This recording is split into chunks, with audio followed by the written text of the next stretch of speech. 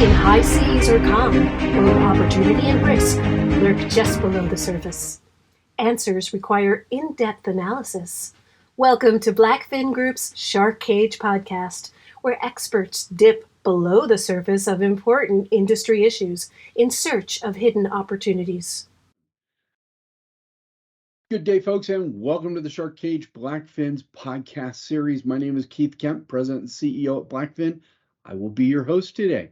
Before we get started, I want to highlight all of BlackFin's preferred partners: Prudent AI, our most recent, Mortgage Flex, Constellation Mortgage Solutions, iEmergent, Flowify, Cloud Virgo, Lending Pad, and so many more, all doing absolutely great things for the industry.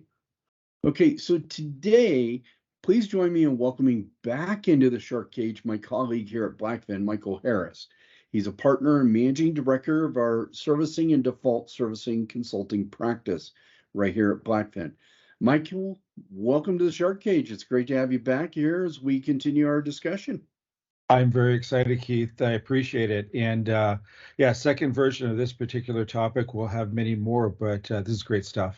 Yeah, I agree. But just before we dig into that, let me take just a few minutes and formally introduce people that haven't met Michael or heard about his background, highlight all the things you've done in our industry these last several decades, Michael. I mean, just amazing perspective that you bring to the table here for this discussion.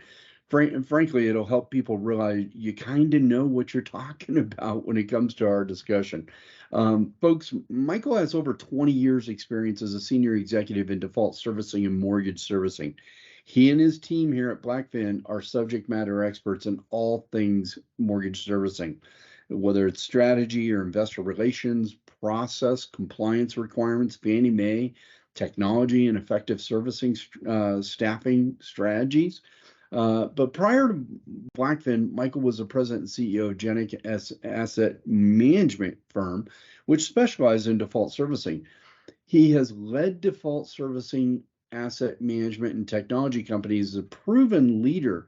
His proven leadership skills and has a tremendous track record of managing superior operational performance while maintaining innovative growth, productivity, and quality. That's the key in servicing, obviously. Over the years, Michael has developed a diversified mortgage servicing background, including developing the pilot outsourced management programs for Fannie Mae and Freddie Mac and HUD, as well as others working with top mortgage servicing and capital markets organizations. So it's a mouthful, but man, he has the background. As a Six Sigma Black Belt, he is a strategic leader with the ability to apply quantitative and quantitative analytics to ensure maximum results.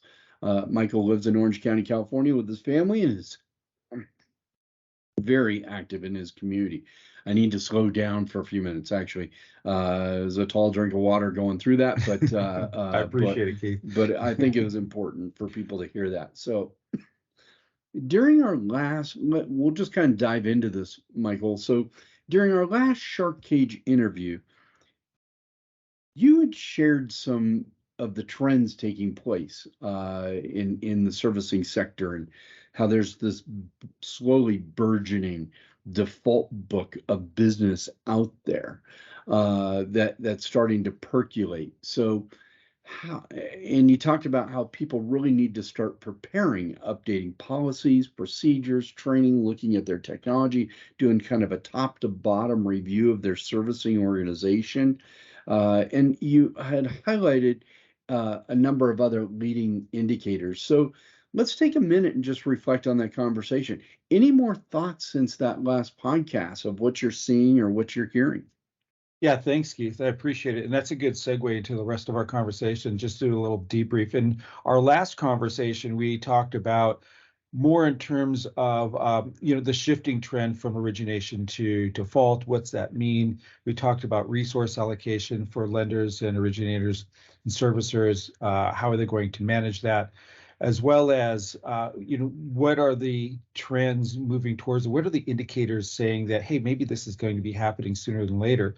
One of the qualifications we said was, well, it probably won't happen overnight. It'll probably be a little bit more of a slow draw over the next couple of years, as opposed to say 2007, 2008, where it came down really quickly and many weren't prepared. But there are a couple of things happening right now that are leading indicators that something is going on. I mean, if we're, first of all, we just look at us being a cash poor country. If you look at one of the indicators, the real money supply, which is really the total money volume of money in our public sector at any point in time, which means notes, coins, um, deposits, anything that be turned into cash, is almost at a historic low. The other one is talking about credit card balances. They're aborting on being all-time high, as well as personal savings, contradictory to that, being at an all-time low. So those are really not good dynamics going forward as it relates to being able to maintain mortgages. Will it be, as we talked about in our last podcast, will it be like 2007 to 2011, 12? No, probably not. And as I'd mentioned in our last conversation, there are just too many really well maintained policies and procedures, compliances that really won't allow for the explosion of foreclosures that we saw back in that time. But we will see them again. We will see default. We'll obviously delinquencies and default, and we will see foreclosures. And my concern, as we mentioned in the previous conversation, was, how are people preparing? Are they looking to do anything now proactively in their processes? Again, resource allocation, talking about making sure they have the right people in the room, making sure they have the right products out there for borrowers, and how they're interacting with borrowers, et cetera. So those are kind of the hot buttons for me. Moving forward, I look at, with originations being down, what are lenders doing today? Lenders are consistently developing new mortgage products to meet borrower needs. What types of things are they going to do out there? They, will there be mortgage products out there that will be adverse to borrower retention and mortgage adherence in terms of not going delinquent or going into default? Those are things we have to look at. What types of lending we're doing today. Again, CFPB is a huge part of controlling that, but there are things in terms of reduced down payments for mortgagors right now, longer term payments, those types of things that are maybe just a little bit concerning. That's a really interesting point, Michael. And just to kind of make sure I heard that correctly, I mean, we're a cash poor country, and then in maybe that's one of the reasons why.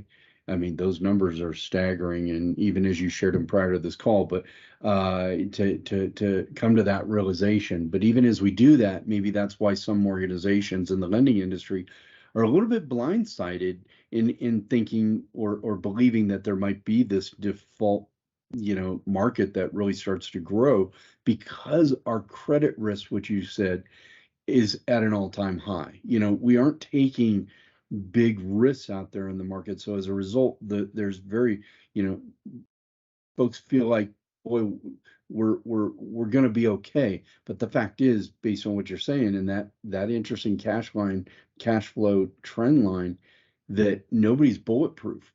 Yeah, That absolutely. that we have a lot of consumers out there who may have great credit when they signed and did the deal, but they're not bulletproof from what is happening actually in the consumer marketplace today. So I think that is an interesting trend that you're reading between the lines there, that servicers and mortgage bankers really need to be thinking about as they look at their servicing organization. Right. I'm sorry.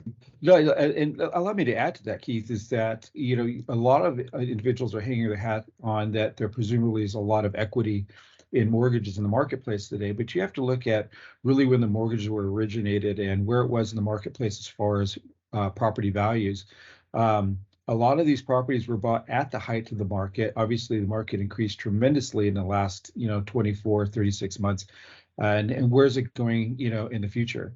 So if you have a downtick in valuations and which is already happening in some parts of the country, you probably have some issues in terms of equity in homes. And again, contradictory to that, as you just mentioned, is the high credit lines. Why are credit lines so heavy? And what are they going to do about it? Are we going to see a rash of HELOCs and second mortgages? What does that mean to the marketplace? Yeah. So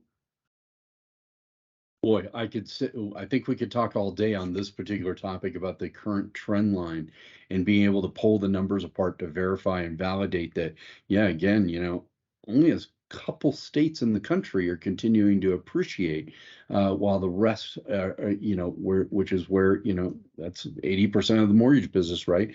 It is probably a little more volatile.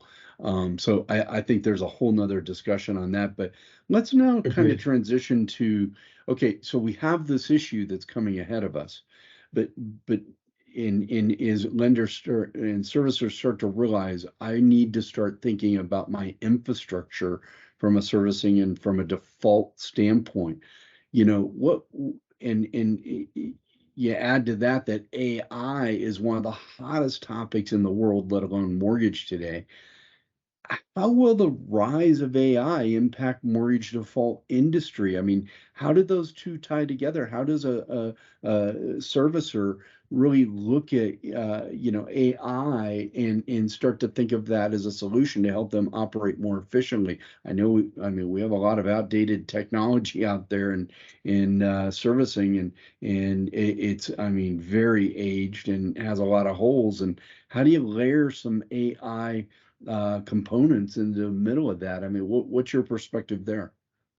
Well, excuse me, a couple of things. One is, let's look at what it's going to impact in terms of the job market. I mean, there's studies out there in terms of what AI is going to do to the job market. There was one study I was reading about just the other day talking about 73 million jobs could be eliminated by 2020 2030 because of AI. Obviously, this has been going on since the advent of the Industrial Revolution, automation versus manual labor, et cetera. But AI obviously just expedites it dramatically. So from that perspective, there's some good aspects of it. AI is already being used in the mortgage industry to automate tasks, underwriting, and for servicing loans, et cetera. That's all great stuff. In the default specter, I think that there's an ability to use it for borrower outreach, for doing different types of loss mitigation. I think AI could do a much better job or help customize workout programs for borrowers specific to their mortgage needs, et cetera. I think they can create algorithms that will be customizing things specifically to borrower situation, et cetera. And I think that would help alleviate, the process of going from delinquency to potential default. So you'd be able to have tailored outreach and workout programs for borrowers, which I think would be fantastic. And unfortunately, foreclosures will happen. I think AI could be used to streamline the foreclosure process, make it more efficiently and more efficient and less cost deficient for lenders as they go through that process, and for Mm. borrowers as well. Yeah, no, I can see that starting to plug in and really helping drive some efficiencies. And AI is also probably going to be able to help do some prescriptive analysis, right? Based on, trends that you're seeing in your current book. So, AI can be leveraged to be able to say, okay, I have this book of business. What's the trend line look like as far as the probability rating of, a bucket of customers that are going to potentially default? So I see all that tying together perfectly, and I think you're absolutely right that we probably are absorbing more of AI than what we even realize today. We keep thinking about it as something that's coming when it's already here in one little spectrum or another, right? Am I You're on track there? absolutely. Hence why BlackFin Group, we are creating AI think tanks and working and talking about ways AI will impact our industry and trying to be in front of that. AI is just kind of the unknown black box, and from that perspective, there's so many ways that it could help efficiency. I mean, one of the biggest things for servicers, and part of the reason we're having this conversation, Keith, is just the costs associated with loans going delinquent in the default.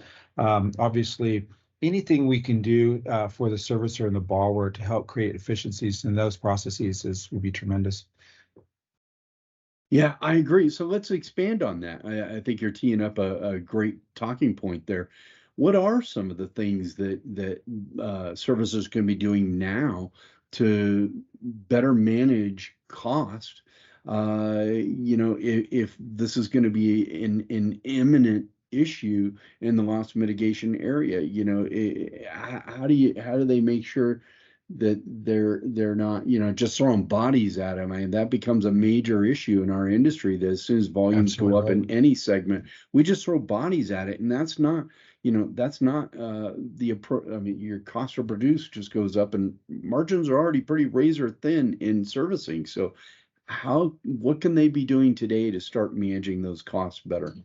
Yeah, absolutely. I think that, again, AI may be creating better policies and procedures related to loss mitigation that would preclude foreclosure, that type of thing. I think those types of efficiencies will definitely take place. I mean, once we start really focusing as a group into default, this industry is very good at problem solving. And I think that as a collective organization, the servicing lending industry will find the best practices as it relates to loss mitigation.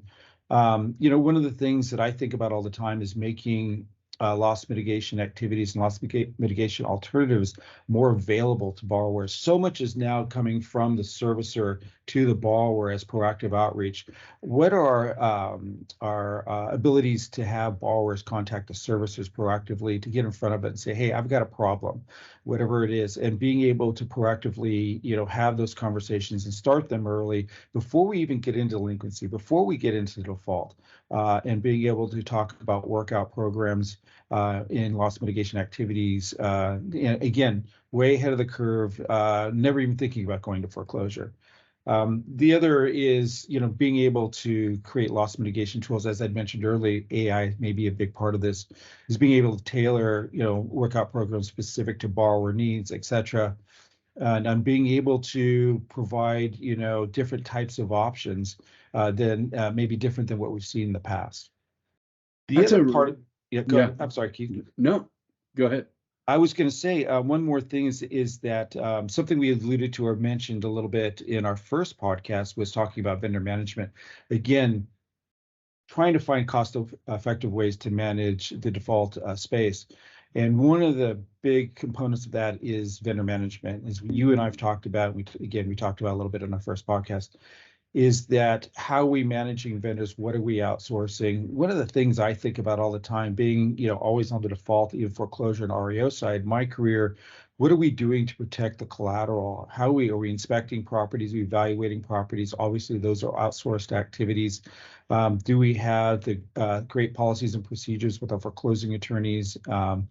And lastly, if we do get into situations, are we up to date with all the policies and compliance mandates related to eviction and any type of actual foreclosure?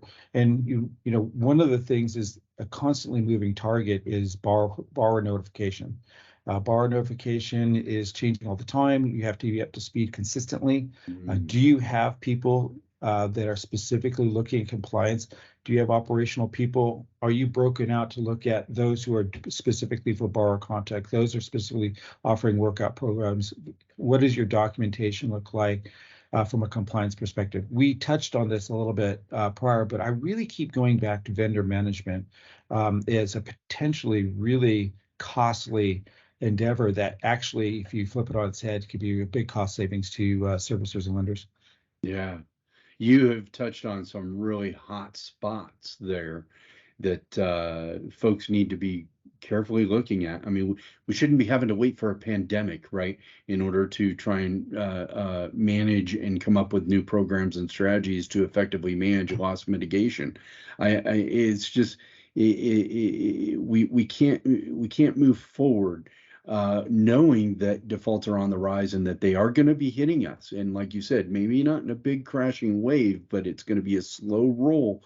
and we can't let it creep up on us. So we're going to need to be innovative, and we're going to need to be thinking about this more three-dimensionally now, because if the CFPB steps in, starts peeling back the onion on your borrower notifications, just as an example, you could be in some hot water, and you could really, I mean, if one fine could really be pretty significant for a mid-market or large servicer. Could be, and they'll take advantage of that if you're a larger servicer. So, boy, Michael, I think we covered a lot of amazing ground in a very short period of time, and I'm so glad we kind of continued our conversation from the initial conversation we had. And I look forward to our next conversation where we maybe dig in a little bit deeper on a couple of these items where people can get real good cost savings and how they might be able to do that. Folks, once again, great advice from Michael. I think he's on the spot that servicers need to be actively thinking through their strategies today, because throwing people at solving a volume issue is not going to be the right answer. Margins, like I said, are already razor thin, and outdated technology is pretty rampant in the servicing market. There are some great new technologies coming to market that can really help reduce costs. You just got to reach out, and happy to have the conversation. But once again, servicers need to be analyzing their organization from top to bottom, automating, defining gaps, updating policies, procedures, so they can scale up with defaults. Just a ton of key insights. Michael, I want to thank you again for your time. Thank you, Keith. It's always great stuff. I really appreciate it. Yeah. If you haven't read Michael's blog article called Lender Defaults Ahead, Are You Prepared? I encourage you to go to the blog part of our website and read it. Also, if you want to learn how Michael and his team are helping lenders and servicers with a quick 2-week servicing assessment or vendor assessment, you can email us at info@blackfin-group.com. Until next time, this has been another exciting episode in the Shark Cage. Have a great day. Thank you very much. Thank you for joining us in the Shark Cage. To be a guest on a future episode, send an email to info@blackfin-group.com. To find out more about the show or the information provided in this episode, visit BlackFin Group online at www.blackfin-group.com.